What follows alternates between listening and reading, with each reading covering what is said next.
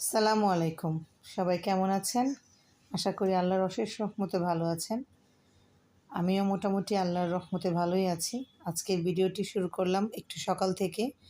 সকাল থেকে বলতে হচ্ছে মোটামুটি সকালবেলা ঘুম থেকে উঠে আমরা নাস্তা করে ফেলেছি সবাই। এখন প্রায় বেজে গেছে 10টা। তো বাচ্চাদের জন্য একটু দুধ গরম করে নিচ্ছি।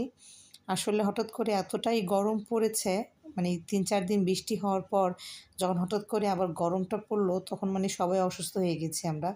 আর কেন জানি না, আমার সম্ভবত প্রেশারের একটু সমস্যা আছে হওয়ার। আমি আজকে ৩-৪ দিন যাবৎ একটু বেশি অসুস্থ। এই ভিডিওটা করা আমার আজ থেকে ২-৩ দিন আগে, কিন্তু ভিডিওটা এডিট করব বা ভয়েস দেব কোনোটাই আমার দ্বারা হচ্ছিল না। তো যাই হোক, বাচ্চাদেরকে সবাইকে, আমার ছেলে মেয়ে দুজনেরই পরীক্ষা।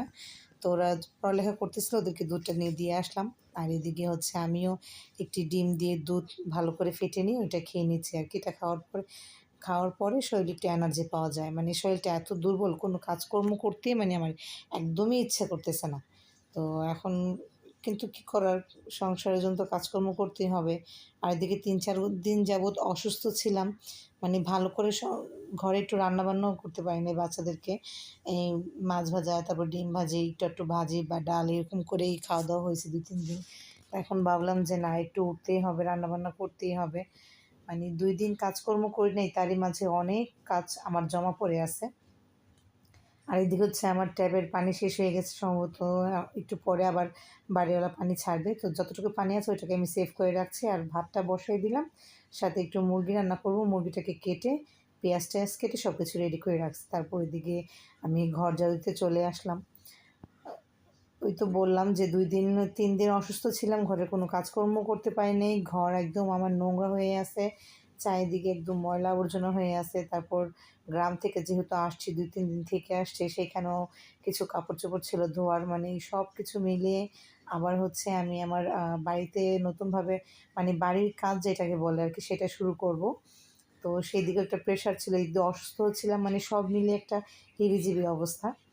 তো এই তো কাজকর্ম করতে করতেই দেখলাম একটা কল চলে আসলো। কল পেয়ে নিচে চলে গেলাম। আমার একটা পার্সেল চলে আসলো। পার্সেলটা হচ্ছে আমার, ২টা ট্যাং আসছে। এটা হচ্ছে আম মানে আপনাদের ভাইয়ে অর্ডার করে দিছিল আরকি অনলাইনে একটা ফেসবুক পেজ থেকে। ফেসবুক পেজের কথাটা আমার ঠিক মনে নাই। কিন্তু ওনারা বলতেছিল যে ওনাদের এই ট্যাং ২টা নাকি বাহিরের আরকি, আ বাংলাদেশী না। তো এইজন্য উনি বলল যে, "যেহেতু বাহিরের ট্যাং, আমি তো বাহির থেকেই নিই। এগুলো খেয়ে দেখো যে এগুলোর টেস্টগুলা কেমন। যদি ভালো হয় তাহলে তো এখান থেকে নেওয়া যাবে।" এই ২ টা ট্যাং আমার কাছ থেকে প্রায় ৳৩৩৮০ নিয়েছিল ডেলিভারি চার্জ সহকারে। তো আমি এখন একটু অরেঞ্জের যে ট্যাংটা আছে ওইটা একটু বানিয়ে খাবো। আর যেহেতু গরমকালে মানে একটু কাজকর্ম করার মাঝখানে বা বাচ্চারা স্কুল থেকে আসার পর যদি একটু ঠান্ডা ট্যাং খেতে পারে অরেঞ্জ বা ম্যাঙ্গোর, ভালোই লাগে।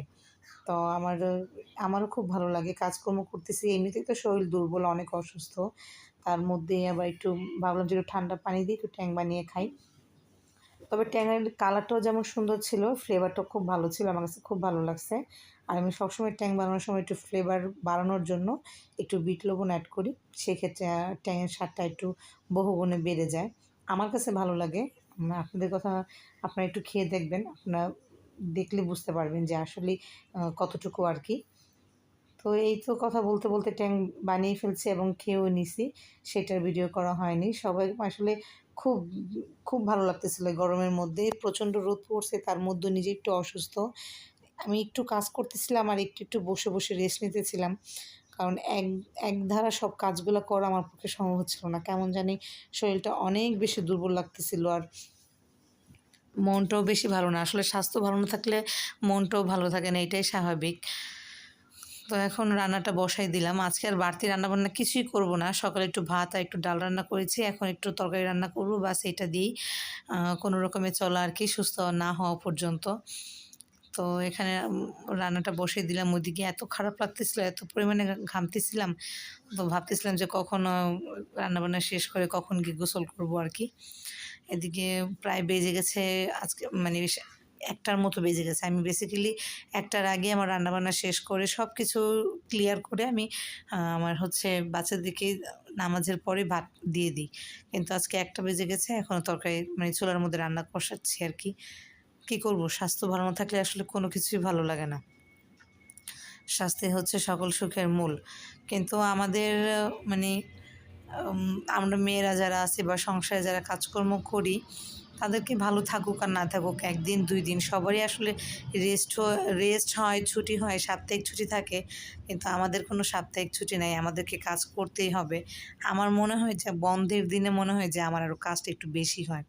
তো এদিকে রান্নাবান্না কষিয়ে কাপড়-চোপড় ধুয়ে নিলাম, ধুয়ে খাওয়া-দাওয়া করে একটু শুয়েছিলাম। তো বাচ্চারা বলতেছিল, "মা চলো, শরীরটাও ভালো নেই, মনটাও ভালো নেই, চলো একটু বাইরে থেকে ঘুরে আসি।" তো বাইরে ঘুরতে, ঘুরতে আর কোথায় যাব? চলে আসলাম পিজ্জা ডাইনে। অ্যাজ ইউজুয়াল সবসময় যেখানে আসি আর কেন জানি না এখানে পিজ্জাটা আমার খুব বেশি ভালো লাগে। আর মন খারাপ থাকলে মনে হয় যে একটু ভালো-মন্দ খাইলে মনটা একটু খুশি হয়ে যায় বা একটু শরীরটা একটু ভালো লাগে। আমার কেন জানি এরকম মনে হয় যে মন খারাপ থাকুক আর শরীর খারাপ থাকুক, যদি একটু খাওয়া-দাওয়া করি বাহিরে গিয়ে বা একটু ঘোরাফেরা করি তাহলে বোধহয় একটু ভালো লাগে। তো ওর মধ্যে খাবার অর্ডার দিয়ে দিলাম। বাচ্চারা দেখাই দিল যে কী, কী খাবে। অর্ডার দিয়ে দিলাম। আর হচ্ছে এখন এই যে খাবারগুলো চলে আসছে। এমনিতে আমার ছেলে হচ্ছে পিজ্জা আর কোল্ড কফি খায়। তো ওর জন্য পিজ্জা বলে দিয়েছিলাম। আর কোল্ড কফি আসতেছিল। আর আমাদের জন্য ২ জনের জন্য ২ টা পিজ্জা ছিল আর ২ টা মিক্সড বক্স ছিল। এই পিজ্জাগুলো আমি ৬ ইঞ্চির নিয়েছি। কারণ অত বড়টা আমার হচ্ছে খেতে ভালো লাগে না এত বড়টা। তো এই পিজ্জাগুলো কিন্তু একদম রিজনেবল প্রাইস, মাত্র ৳১৫০ করে পার পিস। তো আমাদের মানে রিজনেবল প্রাইস হিসেবে এবং হচ্ছে খাবারের মান হিসেবে আমার কাছে খুব বেশি ভালো লাগছিল। এজন্য মানে এখানে বারবার যাওয়ার, যেহেতু এটা বাসার কাছে, তো এইটাই বারবার যাওয়া হয়। অত দূর স্বাস্থ্য খারাপ বা যখন তখন তো বাচ্চারা খেতে বলতে চাইলেই বাহিরে যাওয়া যায় না। তাই আর কি এখানেই যাওয়া হয় বারবার। তো এই তো যাক, খাওয়া-দাওয়া শেষ করে চলে আসছি। যদি আমার ভিডিওটা আপনাদের ভালো লেগে থাকে, অবশ্যই একটা লাইক দিবেন এবং কমেন্ট করে জানাবেন। আর যদি সাবস্ক্রাইব করে না থাকেন তাহলে অবশ্যই সাবস্ক্রাইব করবেন। চলে আসবো নতুন একটি ভিডিওতে। আজকে এই পর্যন্তই। আসসালামু আলাইকুম।